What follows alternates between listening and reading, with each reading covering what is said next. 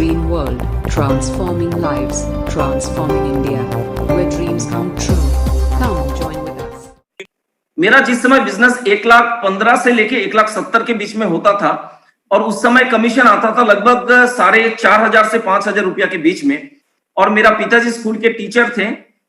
एक बार क्या हुआ कि रात में मैंने मीटिंग करके मैं घर में आया लगभग रात को 12:30 बजे और मेरा पापा जी ने मेरा बैगेज पहले से रेडी करके रखा था और मेरा पापा जी ने मेरे को बोला कि या तो आज डिसीजन लेना है, या तो घर छोड़ना पड़ेगा, नहीं तो आरसीएम बिजनेस को छोड़ना पड़ेगा। और मैंने पता नहीं ऊपर वाला का एक बहुत बड़ा चमत्कार था उस दिन, क्योंकि मैं पापा जी के ऊपर कोई बात मैं नहीं करता था।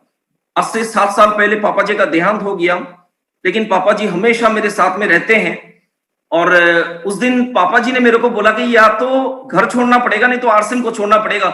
और उस दिन पता नहीं मतलब चंद सेकंड के लिए मेरे अंदर एक साहस पैदा हो गया और मैंने पापा को बोला कि पापा मैं कुछ दिन के लिए घर छोड़ सकता हूं, लेकिन मैं जीवन भर के लिए आरसीएम बिजनेस को छोड़ नहीं सकता हूं।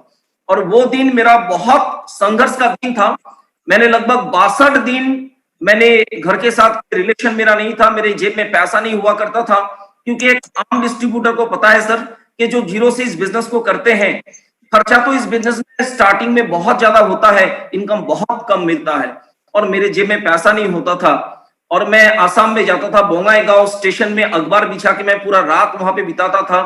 कभी मैं कटिहार स्टेशन में जाता था तो होटल का पैसा मेरे पास नहीं होता था। तो 62 दिन मैंने लगातार संघर्ष किया और 62 दिन का नतीजा है सर कि मैंने रात में जब भूख लगता था तो मेरे जेब में पैसा नहीं होता था, तो बंगाल के अंदर एक सस्ता खाना मिलता है मूढ़ी, और जहां पे भी आप जाएंगे तो मूढ़ी कहीं पे भी मिल जाएगा आपको, 5 रुपया में या 2 रुपया में आपको मूढ़ी मिल जाएगा। और मूढ़ी खा के मैंने पानी पी के पेट भर के मैंने इस बिजनेस को बिल्ड किया।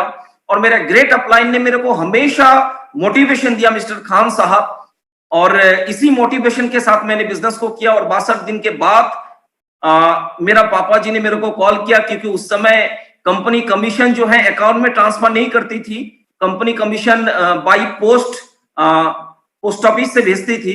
तो पापा जी के हाथ में चेक आया और मेरा पहला रॉयल्टी का चेक था 21,690 रुपया। उस दिन को मैं कभी भूल नहीं सकता हूं।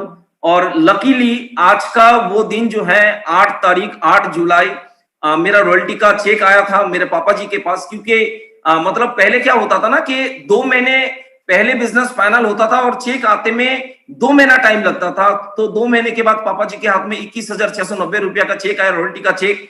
और पापा जी ने मेरे को घर पे बुलाया और मैं घर पे आया, लेकिन पापा जी ने मेरे को बहुत प्रेम से, बहुत प्यार से समझाया कि बेटा ऐसा बिजनेस में कभी करियर नहीं बन सकता है। 1 महीना तो आ गया, 1 महीना तो आ गया, लेकिन दूसरा महीने में कभी नहीं आ सकता है। लेकिन वो जीत था मेरे अंदर और अपलाइन का सहयोग था।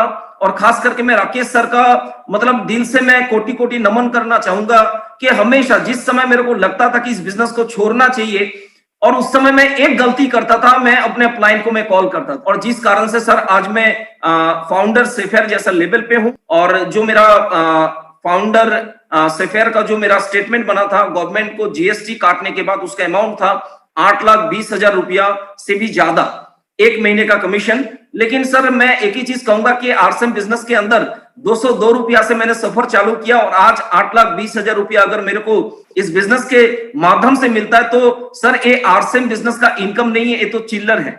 नोट तो आना अभी बाकी है दोस्त, अभी तो कुछ नहीं हुआ है।